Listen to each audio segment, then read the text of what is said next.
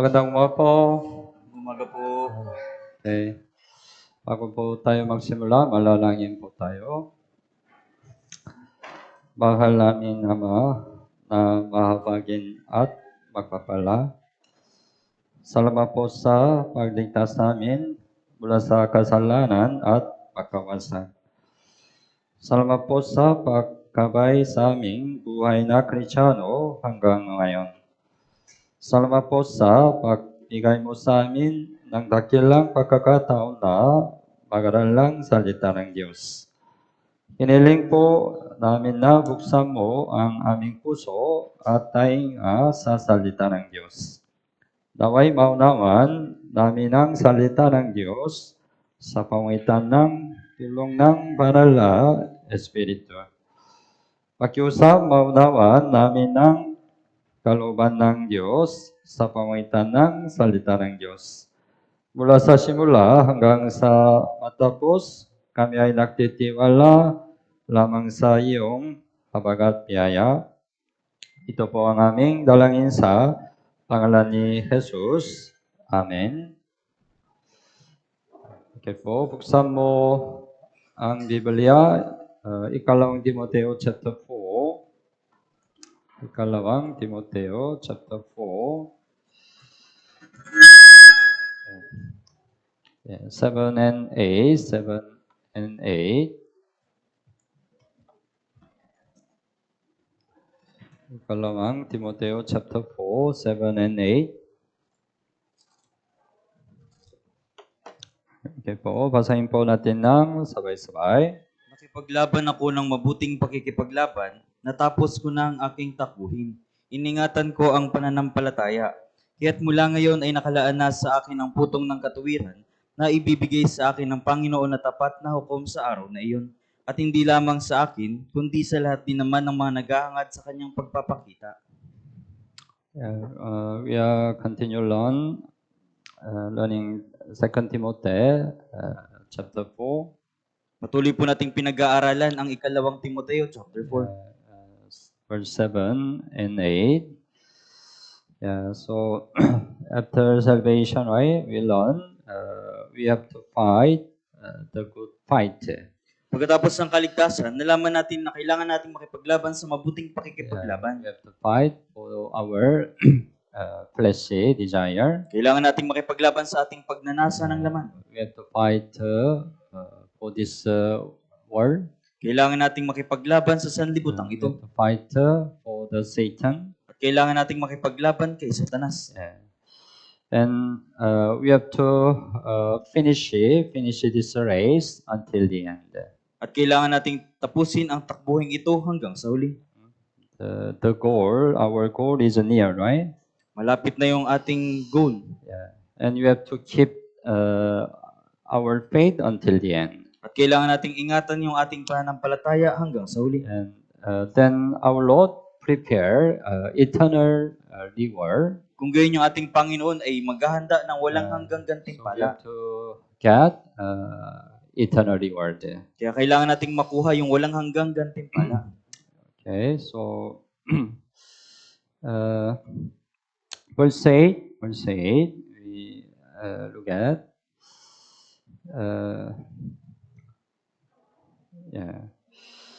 but it happened, right? Right, the end of the verse 8, kundi sa lahat din naman ng mga naghangad sa kanyang pagpapakita. Ano po? Kanyang pagpapakita. Ito ay muling pagdating ng Panginoon, muling pagdating ni Jesus. Tama po ba? We will get the reward when Jesus comes again. Tatanggap tayo ng gantimpala sa muling pagdating ni Jesus. So, second coming of Jesus is also very important thing. Kaya ikalawang pagdating ni Jesus ay isang mahalagang bagay din. The Bible says about the first coming of Jesus, right? Binanggit ng Biblia yung unang pagdating ni Yesu Kristo. Because of His first coming, all our sins could be solved. Dahil sa kanyang unang pagdating, ang lahat nating kasalanan ay nalutas. Because Jesus Christ sacrificed on the cross. Dahil si Jesus ay nagsakripisyo doon sa krus. Yeah. That's why we could get the salvation. Kaya naman nagkaroon tayo ng kaligtasan. But the Bible also promised, right? He's a second coming. He's a second coming. Ipinangako din ng Biblia yung kanyang ikalawang pagdating. It's also very important teaching in the Bible. Ito rin po yung napakahalagang katuruan sa Biblia. Yeah, because it can give a great lesson in our Christian life. Dahil ito po ay magbibigay ng magandang aral sa ating buhay Kristiyano. As we know, especially our time, the Jesus second coming is very near. Lalong higit sa panahon natin, nalalaman natin na yung ikalawang pagdating ni Jesus ay napakalapit na. That's why it's helpful we remind the Jesus second coming. Kaya nakakatulong po kung aalalahanin natin muli yung ikalawang pagdating ni Jesus.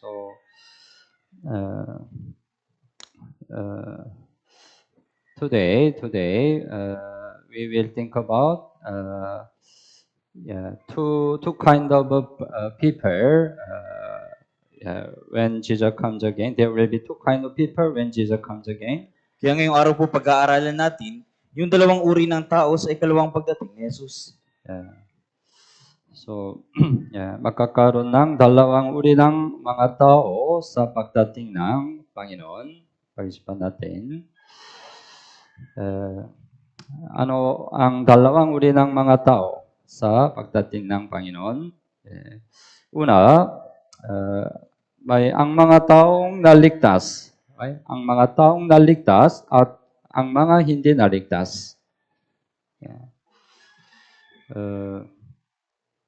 Sa maraming bahagi ng Biblia, sinasabi na sa pagdating ng Panginoon ay magkakaroon ng pagkakaiba sa pagitan ng mga naligtas at mga hindi naligtas. Of course, you already got the salvation by believing the gospel. Siyempre kayo po ay mayroon ng kaligtasan sa pamamagitan ng pagsampalataya sa Ebanghelyo. That's why, right, our church, when somebody comes to church first, we encourage them to listen to the Bible seminar. Kaya nalalaman ninyo na kapag mayroong mga bagong tao na pumupunta sa ating church, hinihimok natin silang makinig ng Bible seminar. Because when we listen to the Bible seminar, right, we can understand the gospel. Dahil kung makikinig tayo sa Bible seminar, malalaman natin yung Ebanghelyo. We can be saved by believing the gospel. At maliligtas tayo sa pamamagitan ng pagsampalataya sa Ebanghelyo. I also really hope all our member already got the true salvation. Umasa rin po ako na ang lahat ng member na ating church ay tumanggap na ng tunay na kaligtasan. But there are some people who are not still sure salvation. Pero meron pa ring mga tao na hindi sigurado sa kaligtasan. That's why the Bible repeatedly mention about it. Kaya paulit-ulit na binabanggit ito ng Biblia. We think about Matthew chapter 13. Buksan mo ang Biblia. Matthew chapter 13.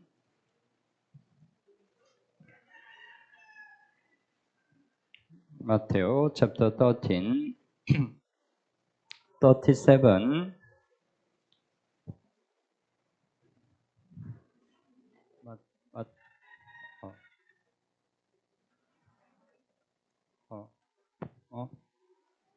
Oh. 37 hanggang 40, basahin po natin ng sabay-sabay.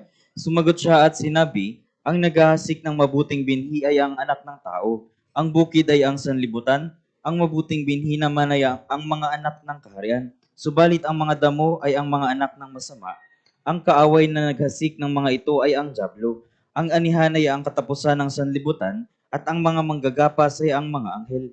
Kaya't kung paanong tinitipon ang mga damo upang sunugin sa apoy, Gayon din ang mangyayari sa katapusan ng sanlibutan. It says about ang mabuting bini at ang mga damo. Ang mga damo. It's a parable. Jesus explained it. Ito po yung talinghagang ipinaliwanag ni Jesus. 38. Ang bukid ay ang sanlibutan. Ang mabuting bini naman ay ang mga anak ng kaharian. Ang mga anak ng kaharian, sino po ito? Tao na tunay na naligtas. Tama po ba? Subalit ang mga damo, ang mga damo ay ang mga anak ng masama. Ang mga anak ng masama, sino po ito? Ang tao na hindi pa ligtas. Naintindihan niyo po? 39. Ang kaway na naghasing ng mga ito ay ang Diablo. Ang aniyan ay ang katapusan ng sanlibutan.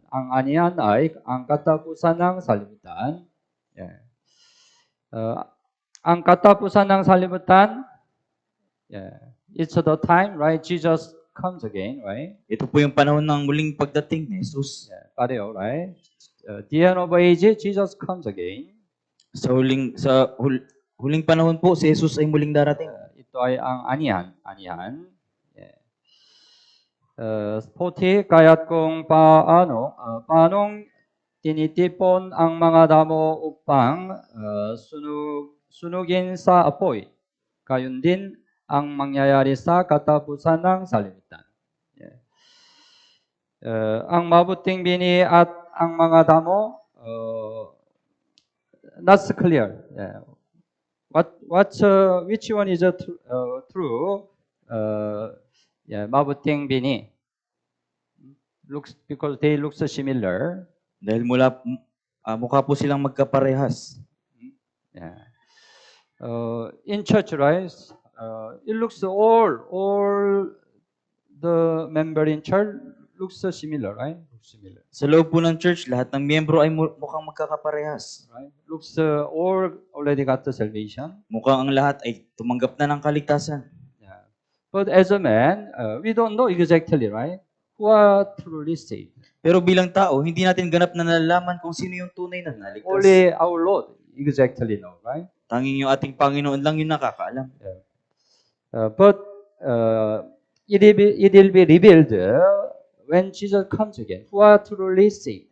Pero ito ay mahayag sa muling pagdating ni Jesus kung sino yung tunay na ligtas. It explain about it, right? Ito po yung pinapaliwanag dito. So,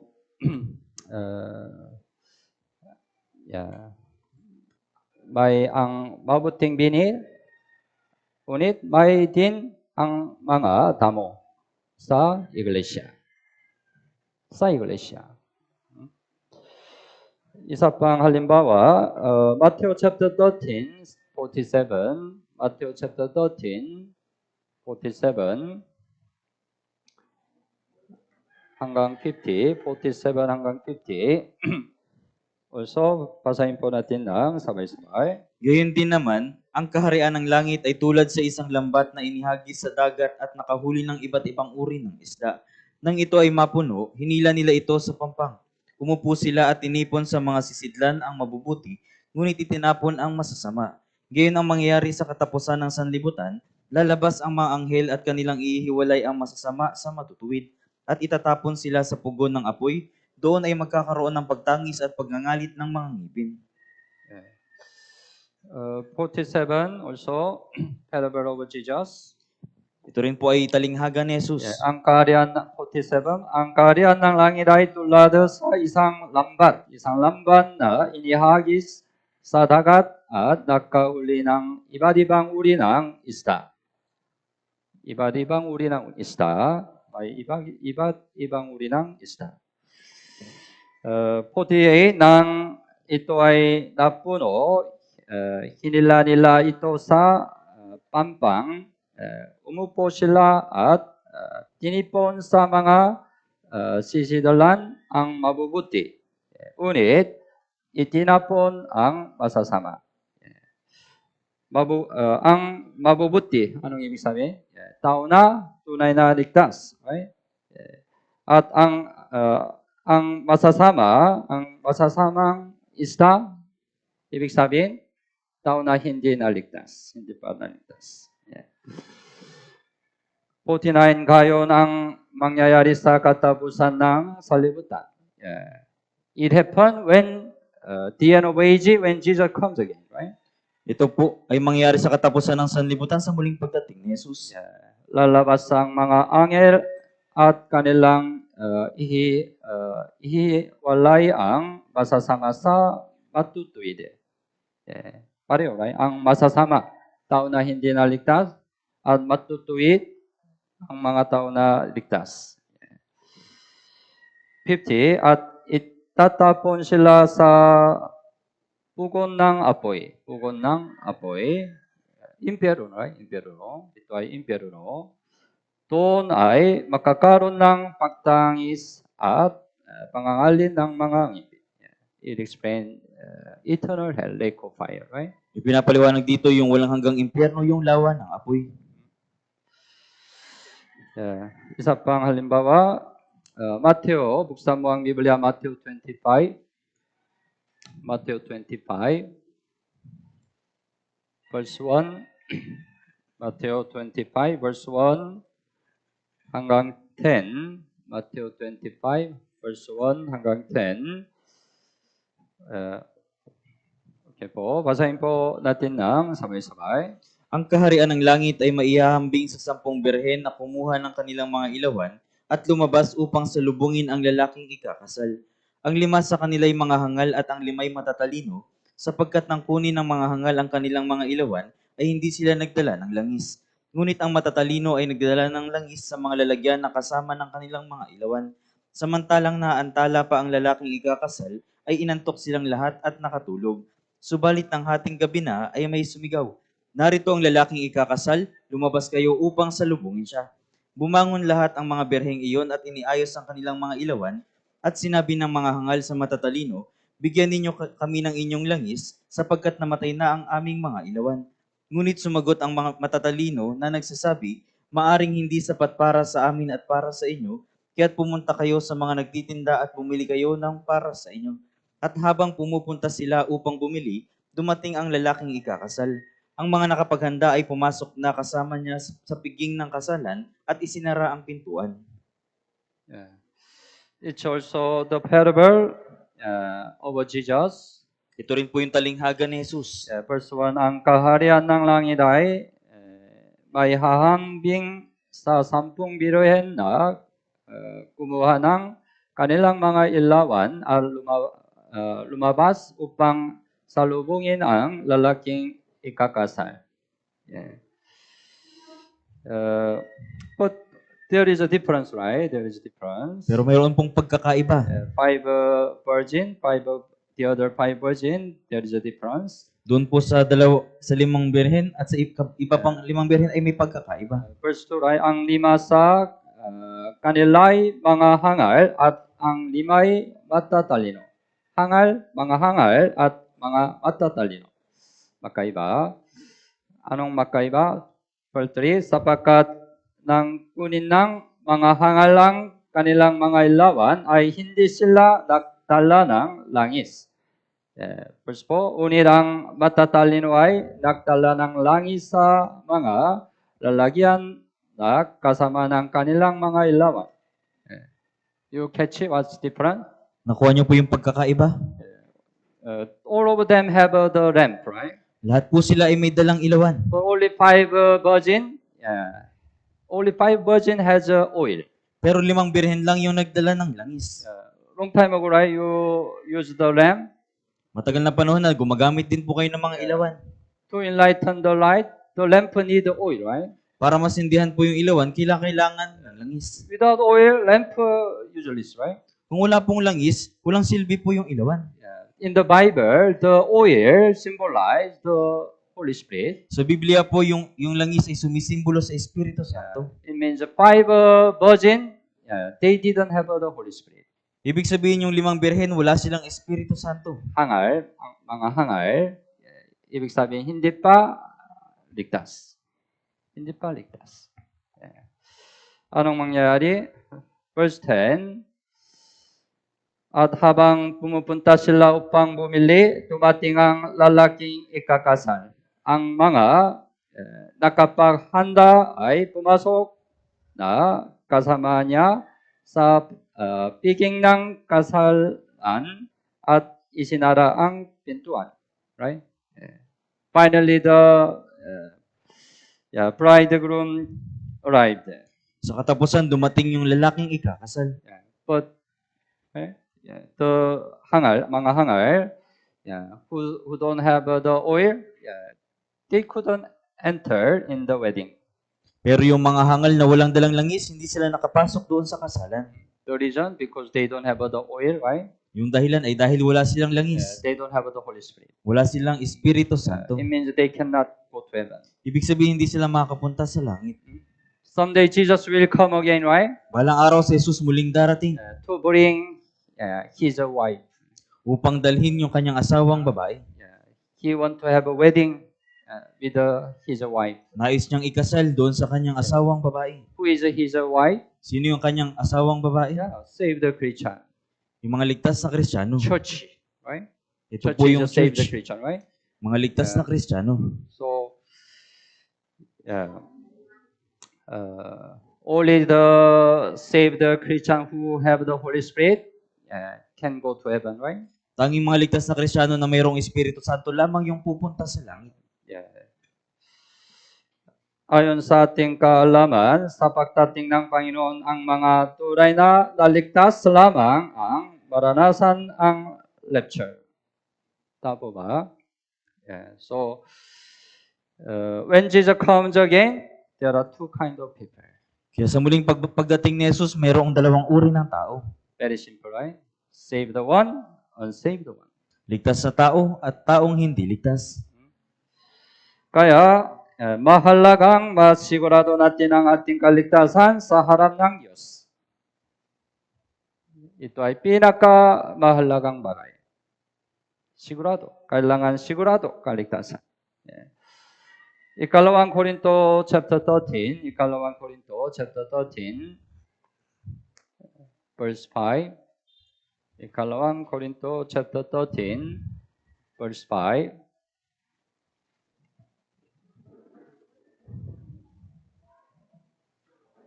Ikalawang Korinto chapter 13, verse 5.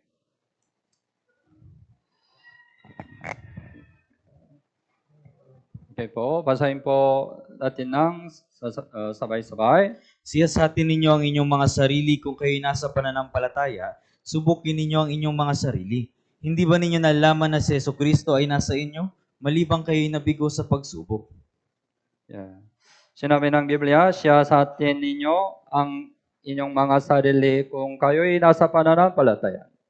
Kayo'y nasa pananampalataya. Anong pananampalataya? Pananampalataya ng kaligtasan. Right? Your salvation must be sure and clear. Yung kaligtasan mo ay dapat sigurado at malinaw. Because it determines your eternal life. Dahil ito yung magpapasya ng iyong walang hanggang buhay. Many people say that they are already saved. Maraming tao sinasabi nila, naligtas na sila. Even they testify, I believe in the gospel. Nagpapatotoo rin sila, sumasampalataya sila sa Ebanghelyo. Jesus already redeemed all my sin eternally. Tinubusan ni Jesus yung kasalanan ko magpakailanman. Right? Many people can say like that. Maraming tao po yung makapagsasabi ng tulad nun. But it doesn't testify it's a true salvation. Pero hindi yung nagpapatotoo na yun ay tunay na kaligtasan. Because if we have this faith, our life would be changed. Dahil kung meron tayong ganung pananampalataya, yung ating buhay ay magbabago. Right? We will have the heart desire the word of God. Meron tayong puso na magnais sa salita ng Diyos. That's why even nobody say they have a heart to come to church to listen to the word of God. Kaya kahit walang tao na magsabi, meron silang puso na pumunta sa church at makinig ng salita ng Diyos. They don't have any heart to come to church to listen to the word of God. Pero wala silang anumang puso na pumunta sa church upang makinig ng salita ng Diyos. No change, right? Walang pagbabago. They just have a testimony. Oh, I believe in the gospel. Nagpapatotoo lang sila na sumampalataya sila sa Ebanghelyo. But no change, right? pero walang pagbabago. They don't have a heart to have a fellowship with other brothers and sisters. Wala silang puso na makipag-fellowship sa mga brothers at sisters. Even they don't have a heart to share gospel to their family. Maging yung pagpapangaral ng ebanghelyo sa kanilang pamilya ay wala. How can they say they are truly saved? Kaya paano nila masasabi na sila ay tunay na ligtas?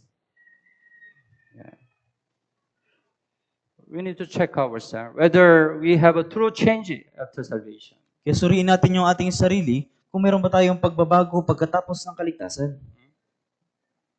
We don't know this time, but when Jesus come again, it will be revealed everything. Hindi natin alam ngayon, pero sa muling pagdating ni Jesus, ang lahat ay mahayag. Dapat din tayong maging mas maalalahanin sa kaligtasan ng iba. Iba. Right? Yeah.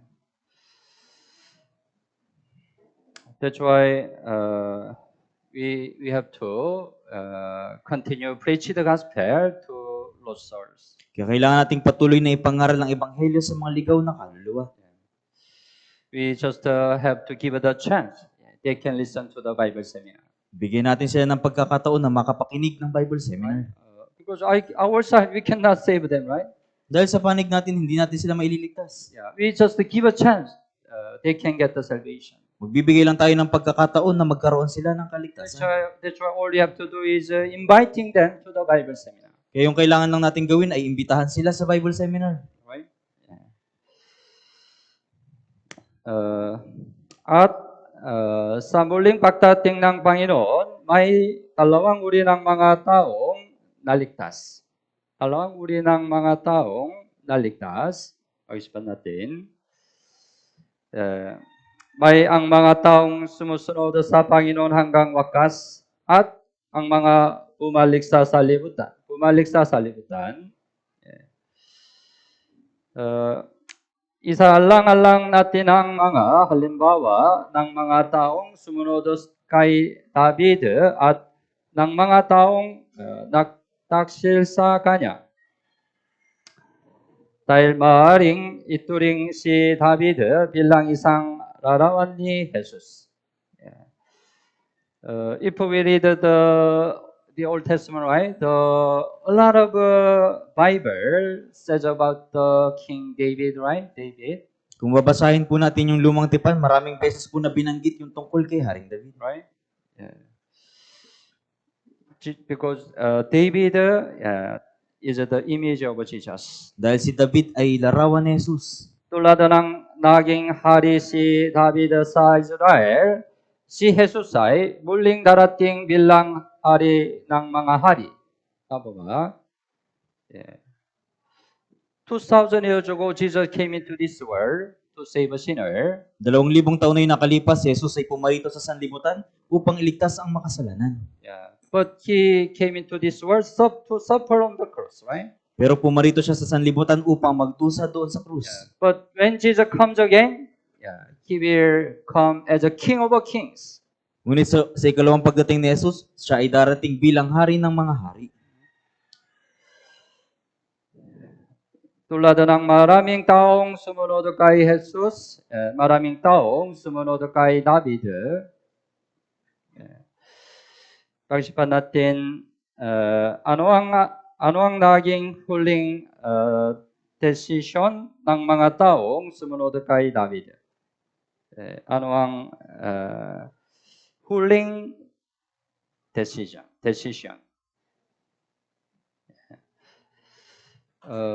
Pag-isipan natin, ang mga tao, Itay at Ahitopel, dalawang uri ng tao. Itay at Ahitopel, una, si Ahitopel ay dating tagapayo ni David, ngunit siya ay lumalikod at sumama kay Absalom.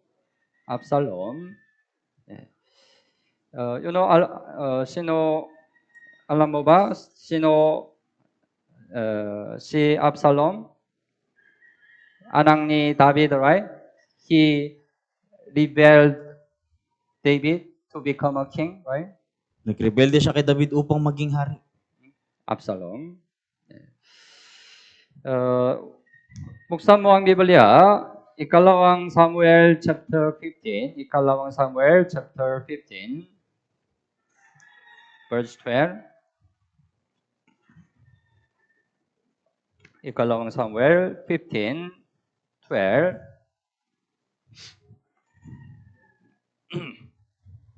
Okay po.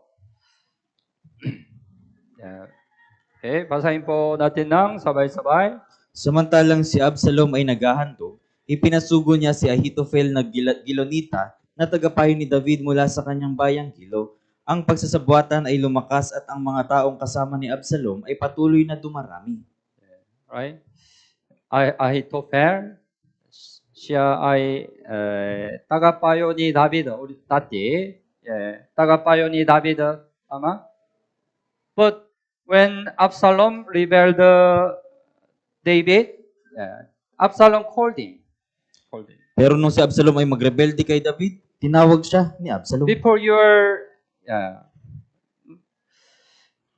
counselor over David, but now you can become my counselor. Noon ikaw ay tagapayo ni David, pero ngayon maaari ka nang maging tagapayo ko. Yeah. Tumingin lamang siya sa kalagayan ng realidad na hindi isinasaalang-alang ang kalooban ng Diyos. Dahil sa kasalukuyang kalagayan, inakala niyang si Absalom ang magiging hari. At inakala niyang walang pakinabang sa pagsunod kay David. Right? At the time, right? Absalom already had more great power than David. Sa panahon yun, si Absalom ay mayroon ng mas malaking kapangyarihan kaysa kay David. As a counselor, right? He is a very cunning person, right? Very intelligent person, right? Bilang isang hari, siya ay napakatusong tao at matalino. He look at carefully the situation. Tinitignan niyang mabuti yung mga sitwasyon. David already looks so old. Si David mukha nang matanda. He doesn't have a power. Wala na siyang lakas. But his son Absalom, very good, very strong. Pero yung kanyang anak na si Absalom, napakabuti at napakalakas. It's sure he will be the king. Kaya siguradong siya yung magiging hari. That's why it's better I will follow Absalom than David. Kaya mas mabuti sa akin na sumunod kay Absalom kaysa kay David. At the situation, right? He's a sign, I'm very intelligent. Sa pagkakataon yun, inisip niya, napakatalino ko. But he didn't consider what's God's will. Pero hindi niya itinuring kung ano yung kalooban ng Diyos. Yeah. Naging tagapayo siya ni Absalom ang nagbigay ng kanyang payo, ngunit hindi ito tinanggap sa huli. Hindi ito tinanggap sa huli. Kaya sa huli, malungkot na kaparalan ng kanyang sinapit. Pinili niyang wakasan ang sariling buhay. Ikalawang Samuel 17, buksan mo ang Biblia. What was his result? Ano yung naging resulta?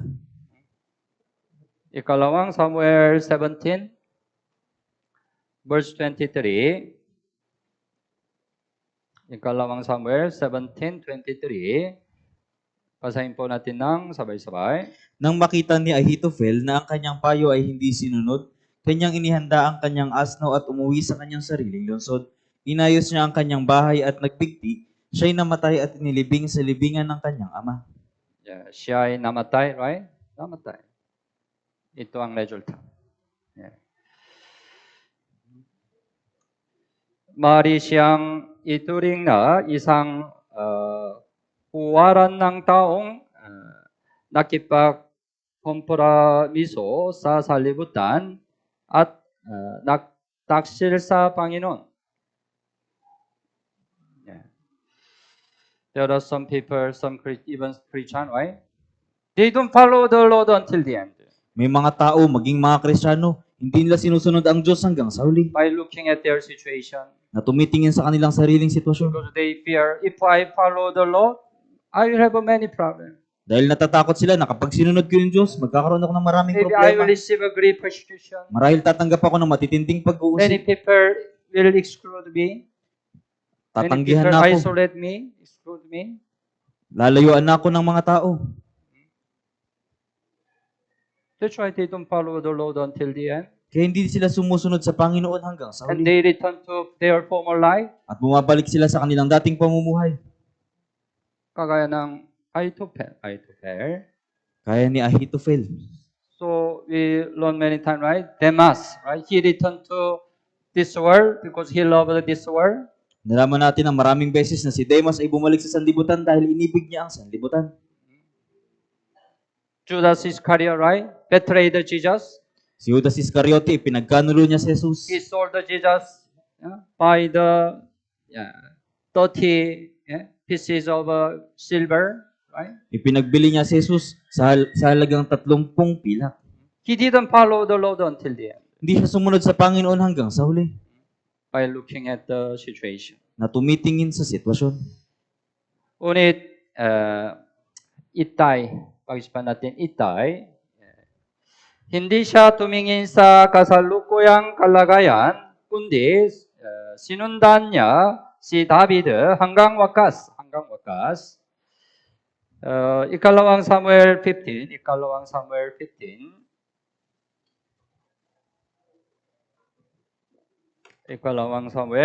15, verse 19 hanggang 21.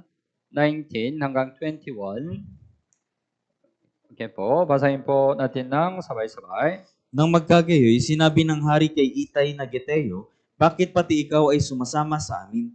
Bumalik ka at manatili kang kasama ng hari, sapagkat ikaw ay dayuhan at ipinatapon mula sa iyong tahanan. Kahapon ka lamang dumating at ngayon ay gagawin ba kitang lagalag na kasama namin? Samantalang hindi ko alam kung saan ka pupunta.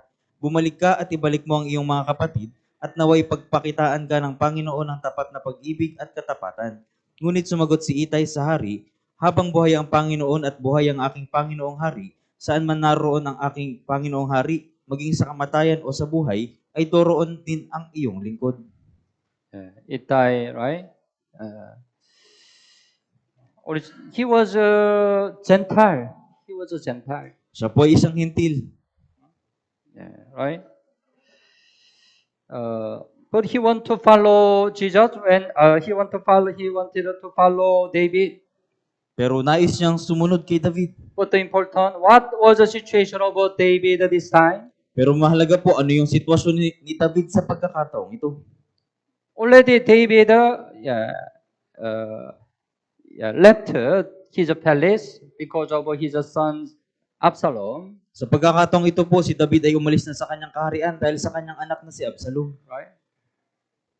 No hope to David this time. Sa pagkakataong ito, wala ng pag-asa para kay David. Right? His son Absalom tried to kill David. Yung kanyang anak na si Absalom, sinubukan siyang patayin. But David at this time, very weak situation. Pero si David sa pagkakataong ito ay nasa mahinang sitwasyon. Right? Following David, no profit to Itay, right? Yung pagsunod kay David ay walang pakinabang para kay Itay. That's why David said, don't follow me. Kaya sinabi ni David, wag ka No nang sumunod sa profit to akin. you. No profit to you. Dahil walang pakinabang sa iyo. You better go to your people, Bumalik ka na sa iyong mga tao. right? Yeah.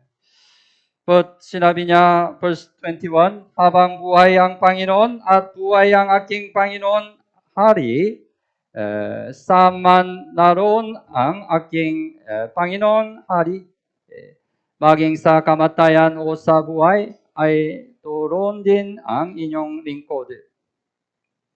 Right? He decided to follow David until the end. Nagpasya siyang sundan si David hanggang sa uli. It's completely different from Ahithophel, Ito po ay ganap na iba mula kay Ahithophel. right? Alam ni Itay kung gaano kahirap pagsunod kay David. Mahirap. Ngunit 巴夏向sundan si David hanggang sa huli. Tayo rin ay naharap sa maraming pagsubok sa pagsunod sa Panginoon. Tama ba? When after salvation, when we follow the Lord, we suffer a lot of oppression. Pagkatapos ng kaligtasan, nung tayo ay sumunod na sa Panginoon, sa katunayan, tumanggap tayo ng maraming kahirapan. Tama ba? May maraming kahirapan, pagsubok sa ating Christian life. Tama. Kayunman dapat tayong manatiling tapat at sumunod sa Kanya hanggang sa katapusan. Sinabi ni Jesus, Marko chapter 8, buksan mo ang Biblia, Marcos 8,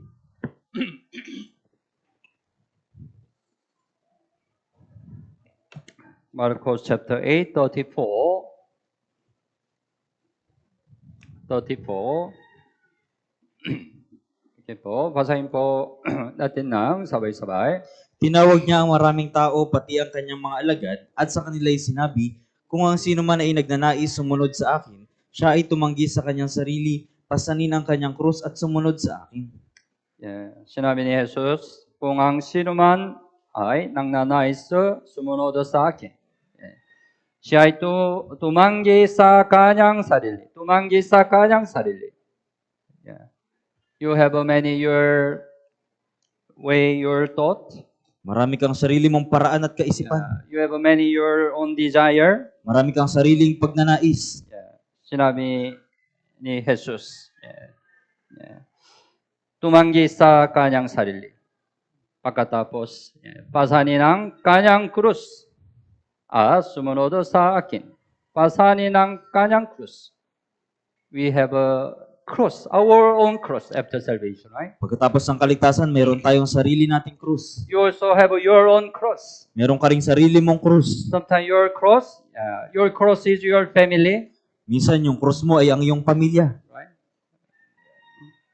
You have your own cross. Meron kang sarili mong krus. What do you mean cross? Ano pong ibig sabihin ng krus? Cross, ibig sabihin hindi madali, kundi mahirap.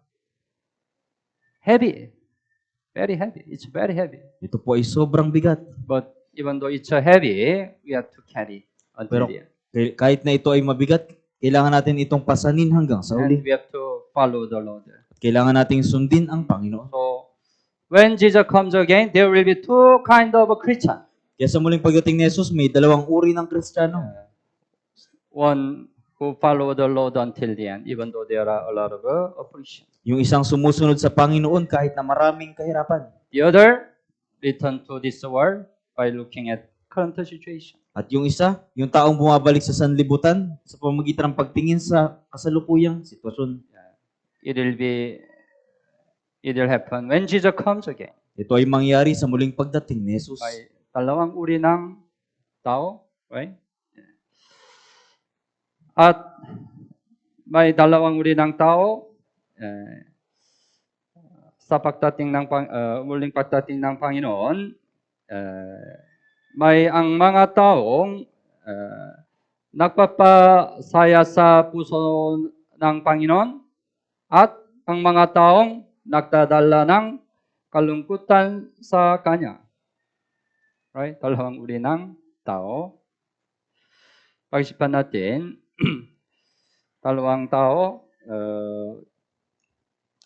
Yoab at Parasilai. Pag-isipan natin, buksan mo ang Biblia, Unang Hari, chapter 2, Unang Hari, chapter 2, Unang Hari, chapter 2, verse 5. Verse 5 hanggang 7, verse 5 hanggang 7, Unang Hari, chapter 2, 5 hanggang 7. Basahin po natin ng sabay-sabay. Bukod dito ay alam mo rin ang ginawa ni Joab na anak ni Zeruiah sa akin, ang ginawa niya sa dalawang pinuno ng mga hukbo ng Israel, kay Abner na anak ni Ner, at kay Amasa na anak ni Jeter, na kanyang pinaslang at nagpadanak ng dugo ng digmaan sa kapayapaan, at kanyang inilagay ang dugo ng digmaan sa kanyang sinturon, na nasa kanyang baywang at sa loob ng kanyang mga sandalyas na nasa kanyang mga paa. Kaya't kumilos ka ayon sa iyong karunungan at huwag mong hayaang ang kanyang uban sa ulo ay bumabang payapa sa Shaul. Ngunit pagpakitaan mo ng kagandahang loob ang mga anak ni Barzillai na Gileadita at maging kabilang sila sa kumakain sa iyong hapag, sapagkat gayon sila naging tapat sa akin nang ako'y tumakas kay Absalom na iyong kapatid. Ito ay salita ni David sa anak niya, Solomon. It's the last word of David Ito po yung huling salita ni David before his death. bago yung kanyang kamatayan. He did the last word to his son Solomon. Nagbigay siya ng huling salita sa kanyang anak na si Solomon. Before that, usually the people who have the last word, right? Kadalasan po, yung mga tao bago mamatay ay nagkakaroon ng huling habilin. But the last word is usually it's a very important word, Pero kadalasan, yung huling habilin ay mahalagang salita. and it came from deep heart, right? At ito ay nagmumula sa kalaliman ng puso. That's why before David died, he wanted to mention it to his son Solomon, Kaya bago yung kamatayan ni David, nais niya itong sabihin sa kanyang anak na si Solomon. because it's very important. Dahil ito ay napakahalaga. That's why he mentioned. Kaya ito ay binanggit niya. But he mentioned Joab. Pero binanggit niya si Joab. Right? Verse 5. Bukod dito ay alam mo rin ang ginawa ni Joab na anak ni Zeruya sa akin. Don't forget what Joab did to me. Huwag mong kalimutan kung anong ginawa ni Joab sa akin. And also verse 6, verse 7, he also mentioned Barzillai. Sa verse 7, binanggit niya si Barzillai. Don't forget Barzillai also. Huwag mo rin kalimutan si Barzillai. But magkaiba. Joab, Barzillai. Magkaiba. Pag-isipan natin una, Joab. Hindi sumunod si Joab kay David. Hindi sumunod si Joab kay David upang mapanatili ang kanyang kapangyarihan. Sinuway ni Joab ang kalooban ni David at pinasalang si Abner.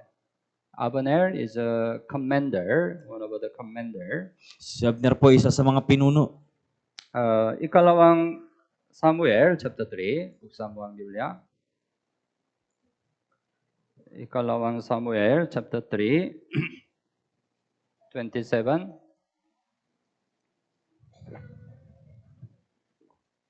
Ikalawang Samuel chapter 3, 27. Okay po, basahin po natin ng sabay-sabay. Nang bumalik si Abner sa Hebron, siya ay dinala ni Joab sa isang tabi ng pintuang bayan upang makipag-usap sa kanya ng sarilinan. At doon ay kanyang sinaksak siya sa tiyan, kaya't siya'y namatay para sa dugo ni Asahel na kanyang kapatid. Original Abner was the commander of first King Saul. Sa katunayan, si Abner ay pinuno ng unang haring si Saul. But when after King Saul died, David wanted to bring him. At pagkatapos mamatay ni Saul, nais siyang isama ni David. David had a plan. Si David ay mayroong plano. He didn't kill Abner. Hindi niya pinatay si Abner. For the peace of whole Israel, he wanted to make him as a commander in Israel. Upang magkaroon ng kapayapaan sa buong Israel, ninais niyang gawin siyang pinuno sa buong Israel. He had a great plan. David had a great plan. Si David ay nagkaroon ng malaking plano. But Joab, he didn't want it. Pero si Joab ayaw niya ito. Because Abner come, he will lose his position, right? Dahil kapag dumating si Abner, mawawala yung kanyang posisyon. That's why he against the will of David, right? Kaya siya ay naging laban sa kalooban ni He David. killed Abner Kaya pinatay niya si Abner to keep his position. upang maingatan yung kanyang posisyon. Kaya nahihirapan si David na kontrolin si Yoab. Verse 39, chapter 3, ikalawang Samuel chapter 3, 39. 39. Okay, basahin po natin ng sabay-sabay. Ako ngayon ay walang kapangyarihan, kahit na hinirang na hari, at ang mga lalaking ito na mga anak ni Zeruya ay napakarahas para sa akin. Gantihan nawa ng Panginoon ang gumagawa ng kasamaan ayon sa kanyang kasamaan. Even though David was a king, right? He had a difficulty to control Joab. Kahit na si David ay hari, meron siyang kahirapan na kontrolin si Joab. Si Joab ay naging malaking pasanin kay David. Pasanin kay David. Yeah. Sa halimbawa sa Biblia, sa Esau ay naging sani ng dalamhati ng kanyang mga magulang sa pamamagitan ng pag-asawa sa isang dayuhang babae. Genesis chapter 26, Genesis 26, verse 34 and 35. Genesis 26, 34 and 35. Basahin po natin ng sabay-sabay. Nang si Esau ay 40 taong gulang, siya ay nag-asawa kay Judith na anak ni Biri na Heteo at kay Basemat na anak ni Elon na Heteo, at ginawa nilang mapait ang buhay para kina Isaac at Rebeka. Esau, right? Son of Isaac. Si Esau po ay anak ni Isaac. But he get married with a Gentile woman. Pero siya ay nag-asawa ng babaeng hintil. That's why because of him, Isaac and Rebecca had a great concern, right? Kaya, at dahil sa kanya, si Isaac at Rebeka ay nagkaroon ng matinding alalahanin. Sometimes you experience, right? Sometimes your children don't obey you. Minsan nararanasan nyo po na hindi kayo sinusunod ng anak nyo. Then they will become your concern. Pagkatapos sila ay nagiging alalahanin sa inyo. If we don't obey to the Lord, we will be the concern to the Lord, right? Kung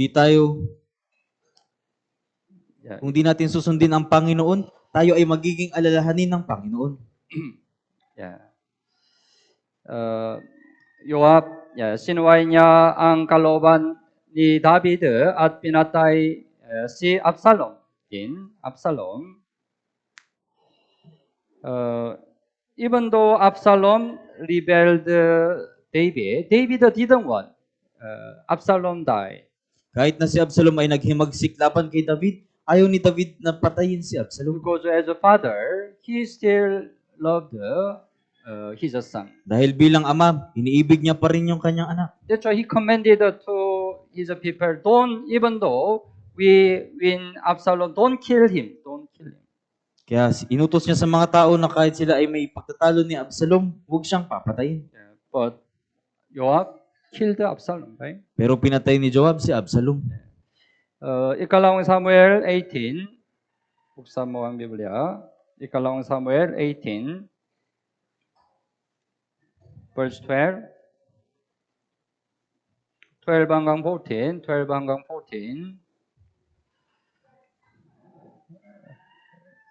Ikalawang Samuel 18, verse 12 hanggang 14. Basahin po natin ng sabay-sabay. Ngunit sinabi ng lalaki kay Joab, kahit maramdaman ko sa aking kamay ang bigat ng 1,000 pirasong pilak, hindi ko iuunat ang aking kamay laban sa anak ng hari, sapagkat sa aming pandinig ay ibinili ng hari sa iyo, kay Abisai at kay Itay, alang-alang sa akin na ingatan ninyo ang kabataang si Absalom.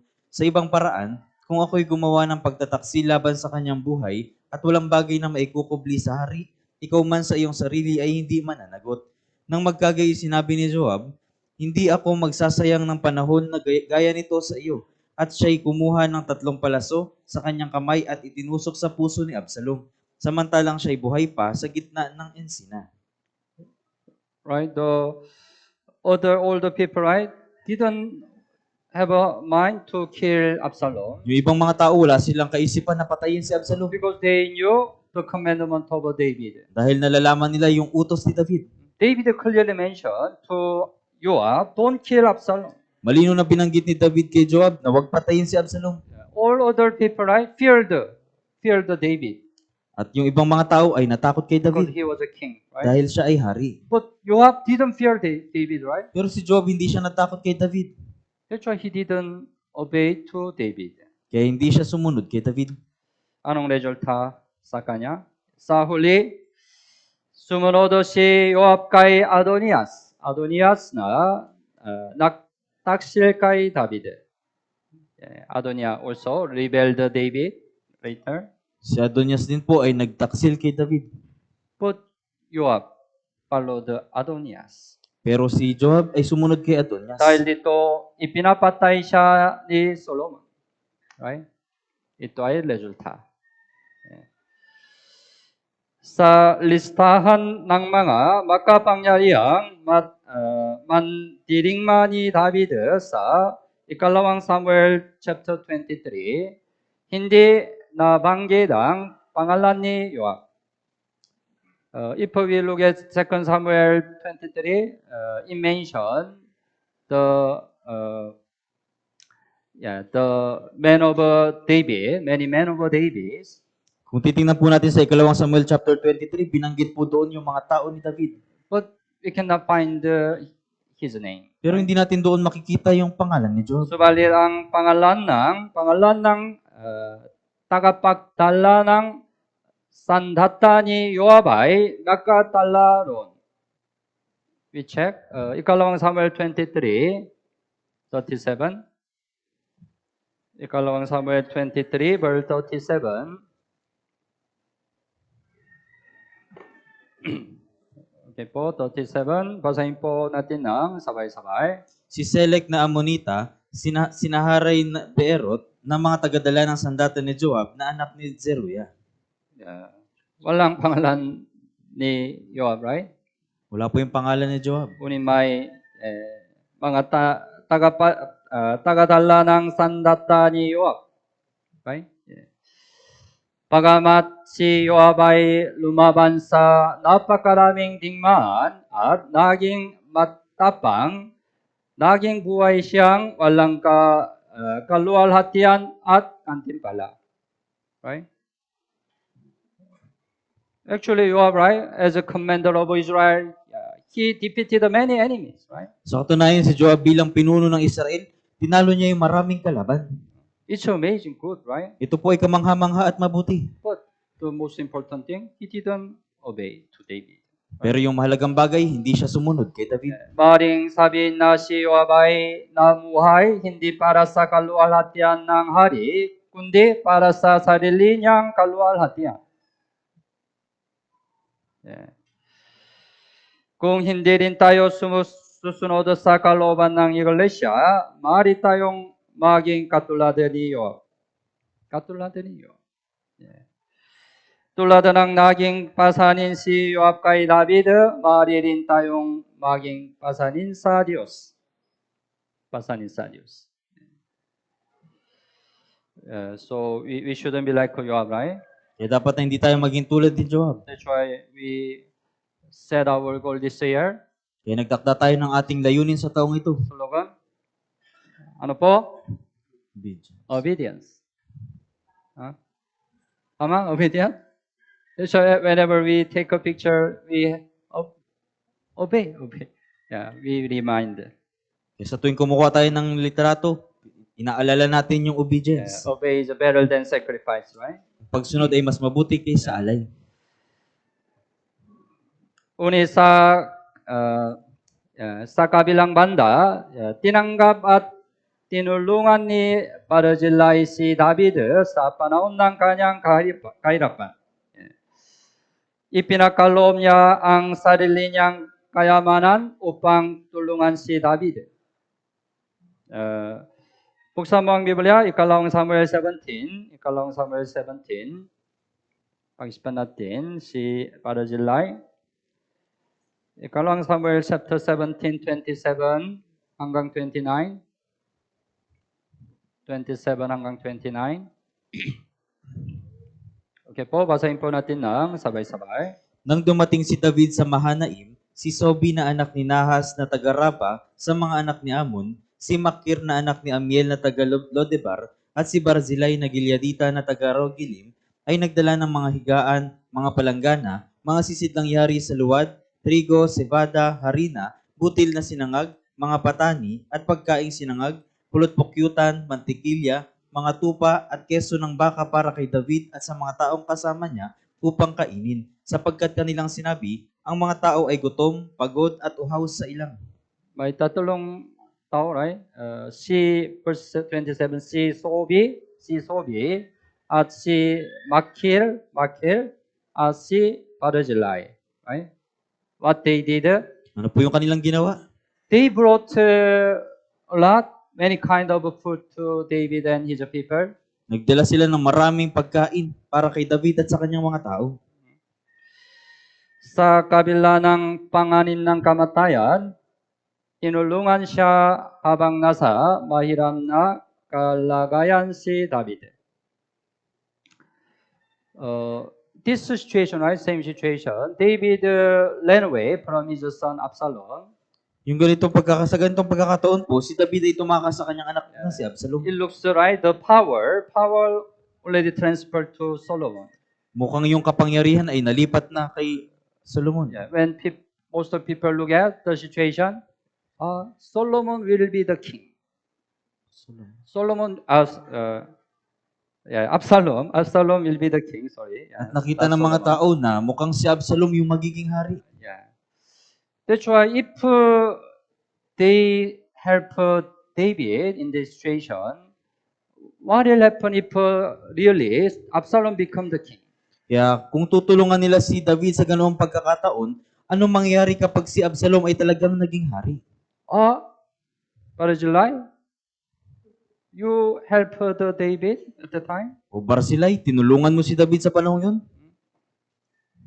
Maybe he would be killed, right? Marahil siya ay papatayin. But he didn't fear. Pero hindi siya natakot. He helped David. Tinulungan niya si David. And David aside. At sa panig ni David, It was the most difficult situation in his life, right? ito yung pinakamahirap na sitwasyon sa kanyang buhay. Yeah. No hope, right? Walang pag-asa. All the people left him. Lahat ng tao, iniwanan siya. He became very weak. Siya ay naging sobrang hina. Even they don't have enough food to eat. Wala rin siyang sapat na pagkain na makakain. But in that situation, Barzillai, they brought food. Pero sa pagkakataong yun, si Barzillai, nagdala sila ng pagkain.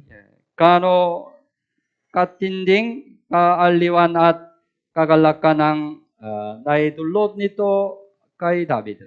Tapo ba? Yeah, maybe David cried. Marahil umiyak si David. Because this situation, he was very depressed. Dahil sa sitwasyong yun, siya ay talagang nanlulumo. But they helped David, right? Pero tinulungan nila si David. David could be strengthened. Kaya muling lumakas si David. Barzillai. That's why before his death, he remembered Barzillai. Kaya bago yung kanyang kamatayan, inalala niya si Barzillai. Don't forget Barzillai. Huwag kalimutan si Barzillai. Maraming kababaihan ang lingkod kay Jesus at sa kanyang mga alagad, kamilang kanilang sariling mga ari-arian at the time of Jesus. Buksan mo ang Biblia, Lucas chapter 8. Lucas chapter 8, verse 1 hanggang 3.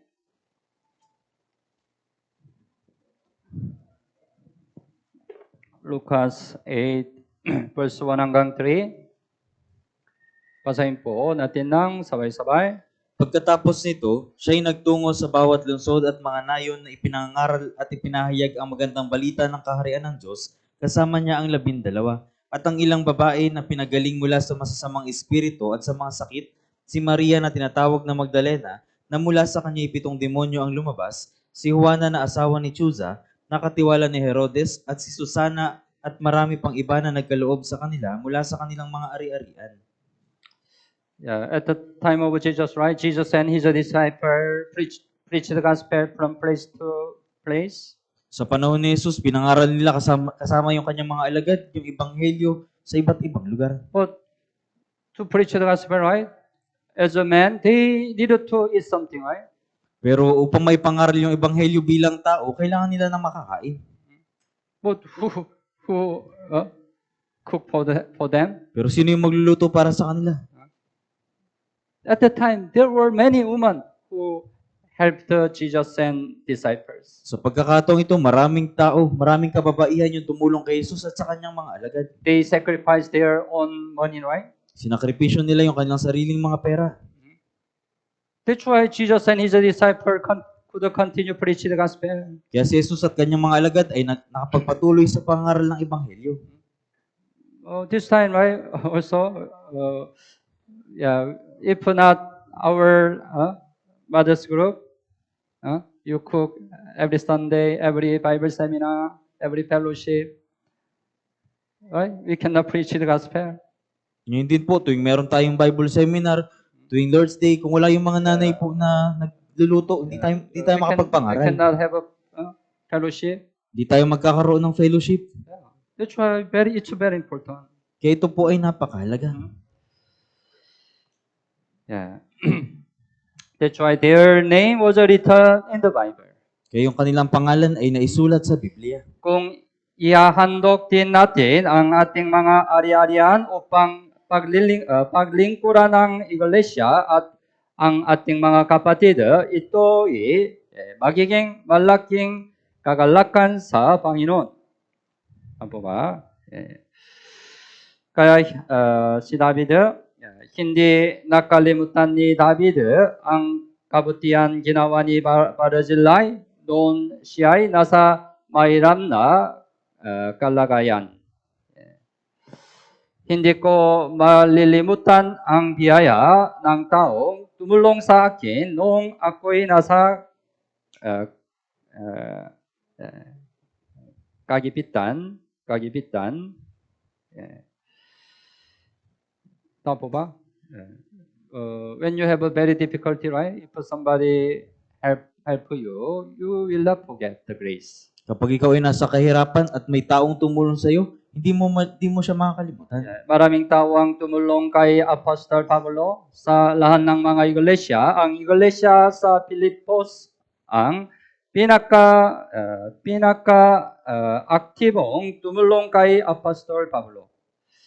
Buksan mo ang Biblia, Pilipos, chapter 4. Pilipos, chapter 4. 14 hanggang 16. 14 hanggang 16. 14 hanggang 16. Basahin po natin ng sabay-sabay. Gayunman ay mabuti ang inyong ginawa na kayo'y nakiramay sa aking kapigatian at kayong mga taga-Filipos, nalalaman naman ninyo na nang pasimula ng ebanghelyo, nang ako'y umalis sa Macedonia, wala ni isang iglesia na nakipagkaisa sa akin sa pagbibigay at pagtanggap kundi kayo lamang. Sapagkat kahit ako'y nasa Thessalonica, ay nagpapadala kayong minsan at muli para sa aking kailangan.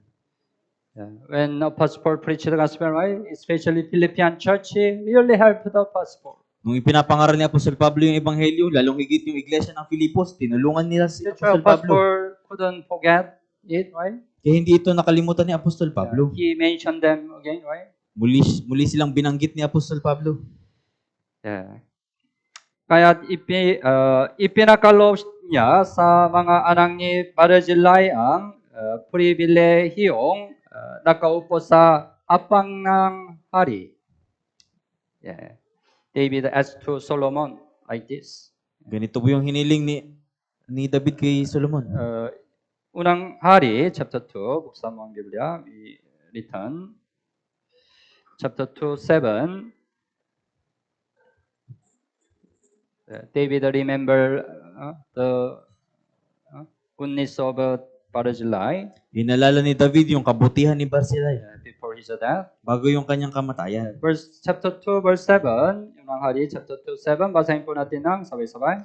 Ngunit pagpakitaan mo ng kagandahang loob ang mga anak ni Barzillai na Gileadita at maging kabilang sila sa kumakain sa iyong hapag, sapagkat gayon sila naging tapat sa akin nang ako'y tumakas kay Absalom na iyong kapatid. But this time Barzillai already very old. Pero sa pagkakataong ito, si Barzillai ay sobrang tanda na. After David returned to his palace, Barzillai couldn't follow David. Pagkatapos na makabalik ni David sa kanyang kaharian, nakasunod sa kanya si But Barzillai. his children, right? Yeah, could be with the table of King Solomon, right? Pero yung kanyang mga anak ay dapat kasama sa hapag. Yeah, God repaid, right? God repaid Barzillai, right? Sinuklian ng Diyos si Barzillai. Yeah, God doesn't forget. Hindi ito kinalimutan ng Diyos. Tiyang na kagantimpalaan tayo ng Diyos sa paglilingkod natin sa Panginoon kahit sa gitna ng kahirapan. Tama? Yeah. Buksan mo ang Biblia, 1 Korinto 15. 1 Korinto 15. 1 Korinto 15 verse 58. 1 Korinto 15, 58. Okay po, basahin po natin ng sabay-sabay. Kaya mga kapatid kong minamahal, kayo maging matatag, hindi nakikilos, na laging sagana sa gawa ng Panginoon, yamang nalalaman ninyo na hindi walang kabuluhan ang inyong gawa sa Panginoon. Yeah. Nalalaman ninyo na hindi walang kabuluhan ang inyong gawa sa Panginoon. Right? Yeah. We will have a lot of labor after we got the salvation. Magkakaroon tayo ng maraming paggawa pagkatapos nating maligtas. Especially in church, right? We have a many ministry, right? Lalong higit sa church, maraming paglilingkod. Yesterday we had a praise night. Kahapon, meron tayong praise night. Yeah. To have the praise night, right? Many brothers and sisters sacrificed, Upang magkaroon ng praise night, maraming brothers at sisters ang nagsakripisyo. right? Not only praise team, but also all the member support, help together, right? Hindi lamang yung ating praise team, kundi yung maging miyembro ng buong church ay tumulong at sumuporta. Sometimes we meet the situation, nobody knows, nobody understand my sacrifice, labor. Minsan humaharap tayo sa sitwasyon na walang sino man yung nakakakita ng ating sakripisyo at pagpapagal. Then when we have a lot of labor and sacrifice, sometimes we become weary. At minsan kapag nagkakaroon tayo ng maraming sakripisyo at pagpapagod, minsan tayo ay nangihina. But it's not in vain, right? Pero hindi ito walang kabuluhan. Because our Lord remember all. Dahil aalalahanin ito ng Panginoon. And He will repay in the end, right? At sa huli, ito ay kanyang susuklian. Yeah. So if we serve the Lord, we can please the Lord, right? Kaya kung maglilingkod tayo sa Panginoon, mabibigyang lugod natin ang Panginoon. Sa ating patuloy na pagsunod sa Panginoon hanggang wakas, tatanggap tayo ng kaluwalhatian at papuri sa kanyang pagpabalik. Yeah. Huling verse, Matthew chapter 25. Buksan mo ang Biblia. Matthew 25. Verse 21. Matthew 25, 21. Okay po. Basahin po natin ng sabay-sabay. Sinabi sa kanya ng Panginoon niya, magaling, mabuti at tapat na alipin. Naging tapat ka sa kaunting bagay, pamamahalain kita sa maraming bagay. Pumasok ka sa kagalakan ng iyong Panginoon. Sinabi ng Panginoon, magaling, mabuti at tapat na alipin. Right? When Jesus come again, right? We have to also hear this word from the Lord. Sa muling pagdating ni Jesus, maririnig din natin yung salitang ito mula sa Panginoon. Well done, good and faithful servant. Magaling, mabuti at tapat na alipin.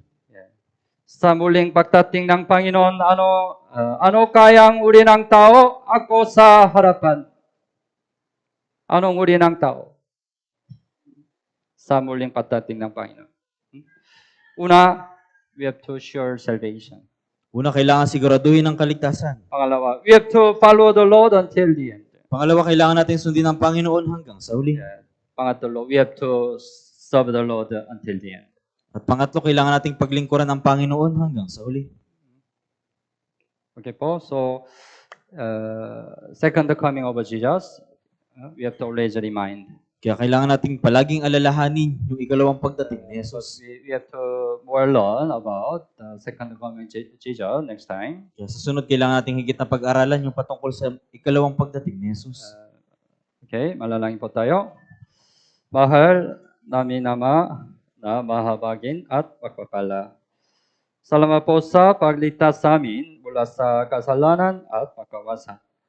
Salamat po sa pagbigay mo sa amin ng dakilang pagkakataon na mag-aralang salita ng Diyos. Salamat po sa maunawan ang kalooban ng Diyos sa pamamagitan ng salita ng Diyos. Hiniling po namin na sundin natin ang salitang natutunan natin ngayon. Tulungan mo po kami na mabuhay ng higit na sumusunod sa iyo sa taong ito. Nanalangin tayo para sa Youth Bible Camp ngayong linggo at sa Grand Bible Seminar sa susunod na buwan. Panginoon, akayin mo po ang maraming nawawalang kaluluwa at isakatuparan mo ang kawain ng kaligtasan. Ito po ang aming dalangin sa pangalan ni Jesus. Amen.